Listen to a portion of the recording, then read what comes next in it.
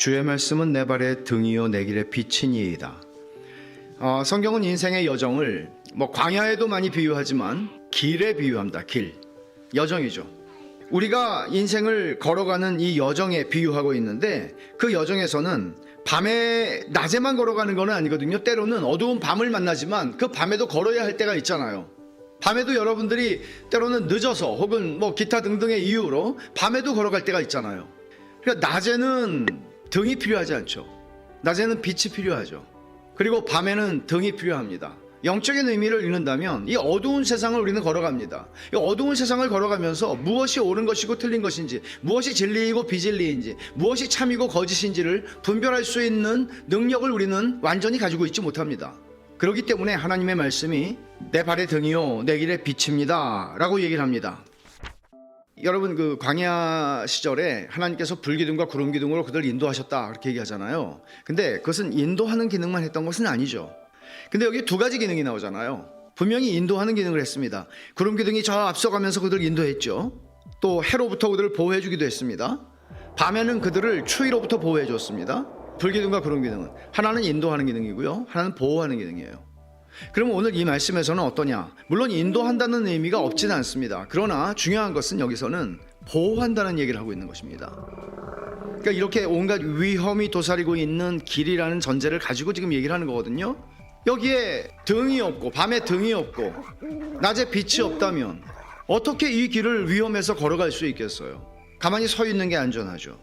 그래서 우리는 하나님의 보호하시는 은혜가 아니면 이 길을 걸어갈 수 없습니다. 말하자면 인도하심보다는 보호하심이라고 하는 말을 하는 것은 이런 거예요. 우리가 때로는 주의 말씀은 내 발의 등이요 내 길의 빛입니다, 이 말씀을 가지고 내가 내 삶의 모든 어떤 결정들을 하고 내 삶에서 어떤 문제에 봉착했을 때 나는 하나님께서 나에게 어떻게 하라고 하시는지 그 세부적인 지침을 성경 말씀을 통해서 얻기를 원해요 라고 말하는 분들이 있습니다. 때로는 성경 말씀과 떠나서 심지어 주님 어떻게 해야 합니까? 성령님 저에게 지시해 주십시오. 제가 이 사람하고 결혼할까요? 저 사람하고 결혼할까요? 심지어는 주차장에 들어가서 왼쪽으로 갈까요? 오른쪽으로 갈까요? 어디에 주차할 수 있는 자리가 있습니까? 그렇게 기도하고 성령님께 구하는 것도 합당하지 않습니다. 성경은 그런 방식으로 성령님을 사용하라고 말하지 않습니다. 하나님은 그렇게 우리가 사용할 수 있는 분이 아닙니다. 사용의 대상이 아닙니다. 성경도 마찬가지죠. 주의 말씀은 내 발의 등이요 내 길의 빛입니다라는 것을 우리가 어떤 일상의 삶 속에서 모든 결정의 근거를 발견하려고 하는 구체적인 지침, 세부적인 지침을 발견하려고 이 말씀을 사용하게 된다면 우리는 금방 난관에 봉착하게 되죠. 왜냐하면 그것을 말씀하고 있지 않기 때문입니다.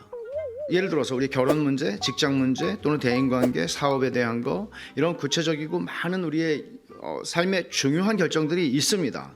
그럴 때 우리는 기도하지 말라는 얘기가 아닙니다. 그리고 하나님의 말씀에 지혜를 얻지 말라는 얘기가 아닙니다. 하나님의 말씀을 통해서 우리는 지혜를 얻습니다. 모든 지혜와 지식이 그리스도로부터 나옵니다. 그 지혜를 통해서 우리는 우리가 하나님의 말씀을 통해서 판단할 근거들을 배우게 됩니다. 그리고 기도하게 되죠. 기도하는 것은 하나님께서 나에게 왼쪽으로 갈까요? 오른쪽으로 갈까요? 이 사람입니까? 저 사람입니까? 이 직장입니까? 저 직장입니까가 아니라 기도하는 것은 우리 안에 있는 잘못된 동기들을 걸러내게 하는 하나님 앞에서 그런 과정입니다. 그렇게 하나님께서는 말씀과 성령으로 우리를 인도하십니다. 그래서 데렉 키드너는 이런 말을 합니다. 105절에 대해서 시인은 직업을 선택하는 것과 같은 세속적 지침이 아니라 도덕적 선택을 위한 진리에 관심을 두었다. 이것이죠. 기본적으로 우리가 이 위험천만한 세상에서 어떤 도덕적 선택을 해야 하는가, 어떻게 우리는 하나님의 선하시고 기뻐하시고 온전하신 뜻을 분별할 수 있는가, 이런 것에 대해서 우리는 성경을 통해서 하나님의 기뻐하시는 뜻을 발견합니다. 그리고 행하는 것입니다. 그것이 하나님께서 말씀으로 우리를 보호하시는 방식입니다. 여러분, 시편 18편 28절을 한번 찾아보죠. 주께서 나의 등불을 켜심이요 여호와 내 하나님이 내 흑암을 밝히시리이다 라고 말합니다. 여기서 등불이라고 하는 것은 어떤 의미로 사용하나 하면 구원, 승리, 피난처가 되시는 하나님의 약속을 의미합니다. 그러니까 하나님의 자녀들에게는 등불이 다 필요합니다. 이것은 등불이 있으면 내가 원하는 길을 갈 수 있어가 아니라 등불이 있으면 비로소 그 하나님의 말씀의 등불을 통해서 우리는 하나님이 원하시는 길을 발견하는 거죠. 그 길로 가는 것입니다.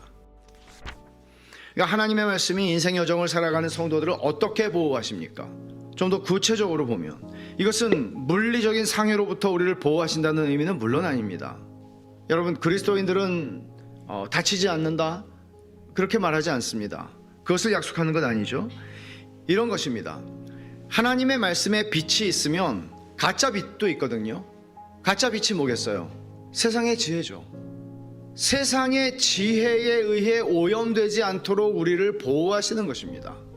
세상의 지혜를 의존하여 살기가 굉장히 쉽죠. 왜냐하면 세상의 지혜가 홍수 때 물처럼 많아요. 세상의 지혜가. 하지만 마실 물은 아니죠. 세상에 이렇게 지식이 넘쳐나는 시대가 있었을까 싶습니다.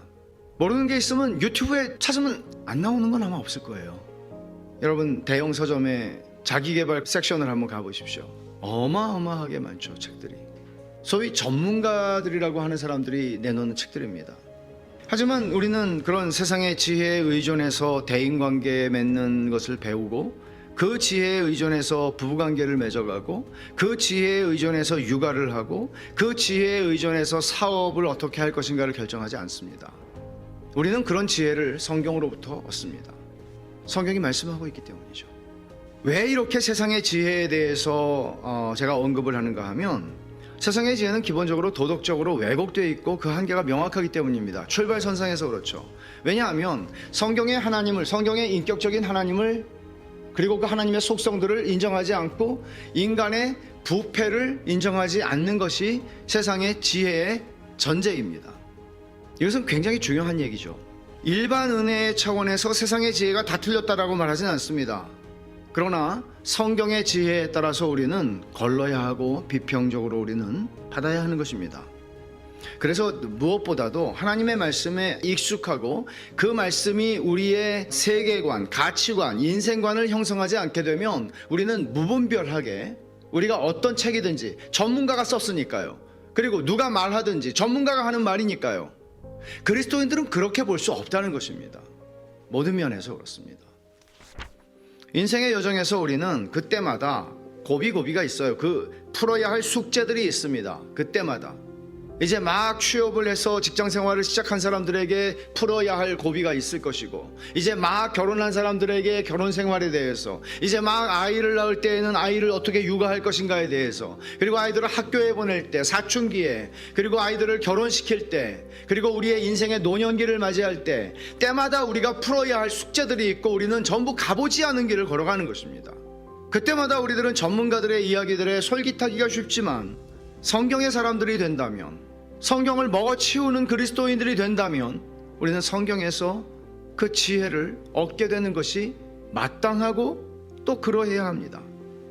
성도는 성경이 주는 월등한 지혜와 그 원리로 삶의 모든 영역들을 살피며 살아가는 것입니다. 이것이 여기서 주의 말씀은 내 발의 등이요 내 길의 빛입니다 라고 하는 말이 함축하고 있는 의미입니다.